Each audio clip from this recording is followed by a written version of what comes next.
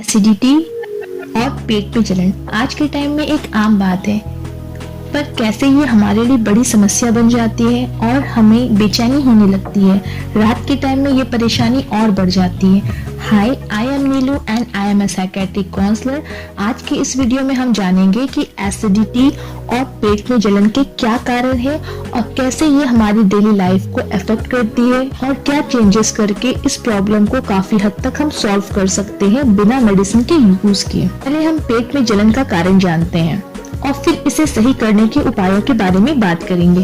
पेट में जलन का कारण GERD या गैस्ट्रोएसोफेगल है, जिसे हम एसिड रिफ्लेक्स कहते हैं। जब पेट का एसिड आपके भोजन प्रणाली में वापस आता है और फूड पाइप की लाइन को नुकसान पहुंचाता है, तो इससे इनडाइजेशन की प्रॉब्लम होती है। आपको chest pain, burning sensation, stomach में जलन और गले की नली में जलन जैसी समस्या का सामना करना पड़ता है। अगर आपके सीने में दर्द है और सांस लेने में तकलीफ या जबड़े या बाह में दर्द होता है, तो ये हार्ट अटैक के सिम्टम्स हैं। एसिडिटी में भी कुछ सिम्टम्स मिलते जुलते हैं, बट एसिडिटी और हार्ट अटैक में काफी डिफरेंस है। कई बार ऐसा होता है कि हम एसिडिटी को हार्ट अटैक समझ लेते हैं और हार्ट अटैक को एसिडिटी समझ लेते हैं। इसलिए हमें इन दोनों के बारे में डिटेल जानना बहुत जरूरी है, ताकि हम इन दोनों में डिफरेंस कर पाए। जब हार्ट अटैक के कारण सीने में दर्द होता है तो उसके सिम्टम्स बिल्कुल अलग होते हैं, जिसे मैंने अपने पिछले वीडियो में आपको बताया है। एसिडिटी के कारण सीने में जलन और सांस लेने में जो दिक्कत होती है, उसके बारे में बात करूंगी। GERD एक ऐसी प्रॉब्लम है जो बार बार एसिड रिफ्लक्स का कारण बनती है। ये रिफ्लेक्स तब होता है जब पेट से एसिड एसोफेगस में ऊपर चला जाता है, जिससे पेट और छाती में जलन होती है। अगर आपको लगातार एसिडिटी की समस्या रहती है, तो आपको इसे नजरअंदाज नहीं करना चाहिए।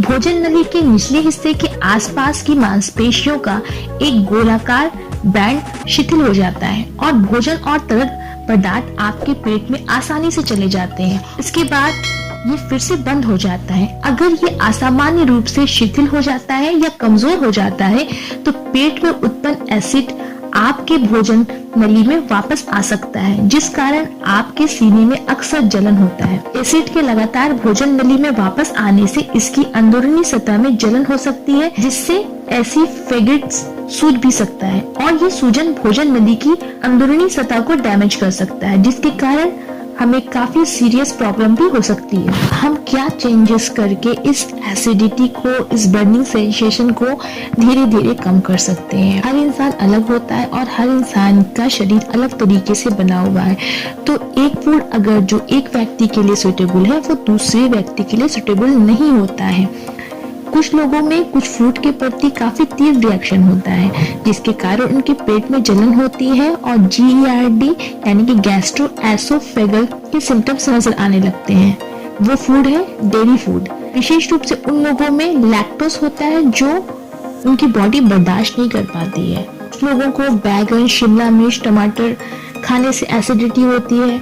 शराब पीने से, स्मोकिंग करने से एसिडिटी और बर्निंग सेंसेशन होता है। कुछ लोग जब ग्लूटेन वाले फूड यूज करते हैं तो उनमें एसिडिटी होती है। बहुत सारे कारण है एसिडिटी के, स्टमक में जलन के। कई लोग इससे रिलेटेड मेडिसिन भी खाते हैं।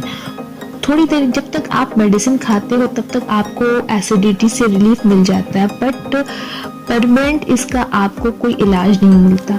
डॉक्टर के पास आप जाते हो तो डॉक्टर 10 तरह की आपको मेडिसिन देगा, 10 तरह के टेस्ट देगा, बट ये चीजें सीवियर होने से पहले ही हम कुछ चेंजेस करके, कुछ प्रिकॉशन लेकर हम अपनी बॉडी में काफी सुधार कर सकते हैं। बहुत सारे लोग डायबिटीज के पेशेंट हैं, ब्लड प्रेशर के पेशेंट हैं, थायराइड के पेशेंट हैं, जिनके कारण उन्हें बहुत सारी मेडिसिन खानी पड़ती है और उन मेडिसिन का साइड इफेक्ट ये होता है कि आपकी बॉडी में एसिडिटी की प्रॉब्लम ज्यादा हो जाती है, जिससे आप जब भी कोई खाना खाते हैं, आपको इनडाइजेशन का प्रॉब्लम होता है, आपका खाना डाइजेस्ट नहीं हो पाता, जिसके कारण आपको एसिडिटी होती है।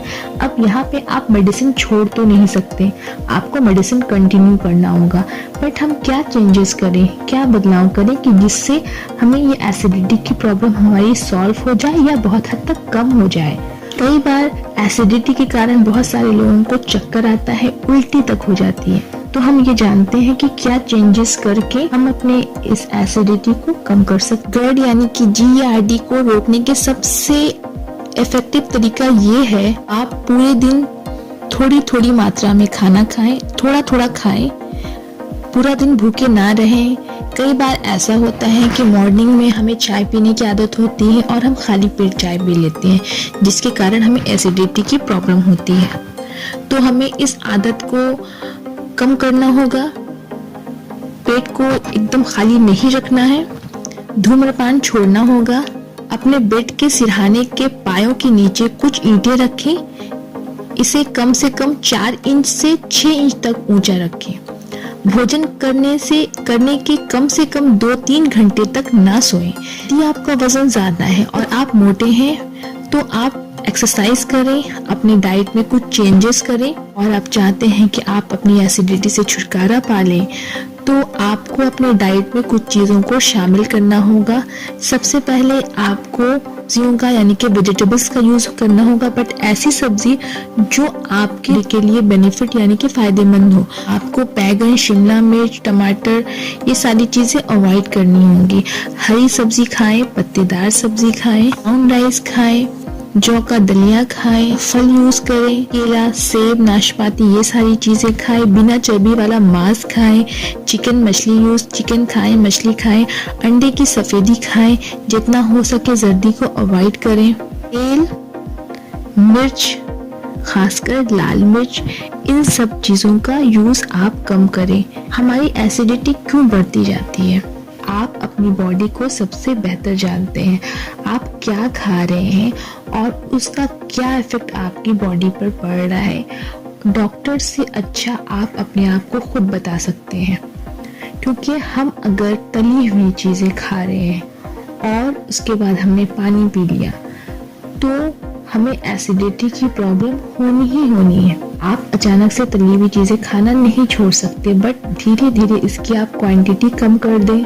आप अगर मांसाहारी हैं, मांस खाते हैं तो उसकी क्वांटिटी कम कर दें, उसे तेल में ना बना के दही में बनाएं, कम तेल यूज करें। लाल मिर्च जो कि आपकी बॉडी को ज्यादा इफेक्ट करती है उसका यूज कम करें।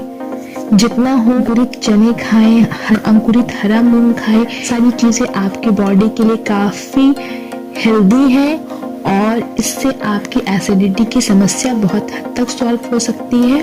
और अगर आप डायबिटीज के पेशेंट हैं और आप मेडिसिन यूज करते हैं तो आपको डॉक्टर उसके साथ एक गैस की दवा देता है, लेकिन फिर भी आपको एसिडिटी और इंडाइजेशन की प्रॉब्लम रहती ही है। तो इसको आप कैसे ठीक कर सकते हैं?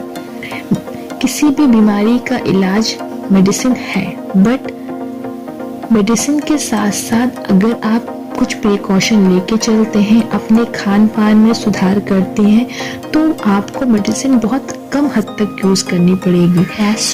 एसोफेगस के काफी सीवियर केसेस भी हैं जो आगे चलकर काफी ही गंभीर हो जाते हैं।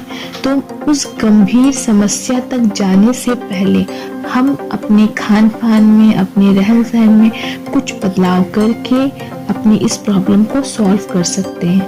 आई होप कि आपको इस वीडियो से कुछ हेल्प मिला हो।